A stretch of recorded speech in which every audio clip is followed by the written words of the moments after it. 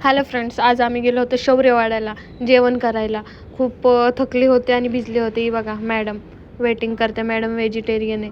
आणि हे बघा शौर्यवाड्याचा स्पेस. शौर्यवाडा कसा आहे तर गेलो होतो. सगळ्यात पहिले मसाला पापड ऑर्डर केला. त्याच्यानंतर मॅडम व्हेजिटेरियन होत्या म्हणून मॅडमसाठी बघा स्पेशल डिश पनीर खूप आवडतं मॅडमला. कशी खाती भिकाऱ्यावानी कधी भेटले नाही. आणि शौर्यवाड्यामध्ये म्हणजे जसं ऐकलं तशी एवढी छान तर क्वालिटी नाही आहे, पण तेवढं ठीक होतं. आम्ही चिकन रान ऑर्डर केलं होतं. चिकन रान खाल्लं. जेवढं आम्ही एक्सायटेड होतो चिकन रान खायला एवढं तर टेस्टी नव्हतं, पण ठीक आहे चला ओके.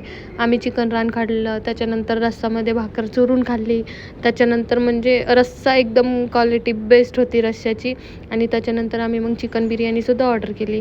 चिकन बिर्याणी पण ठीक होती त्या मानाने.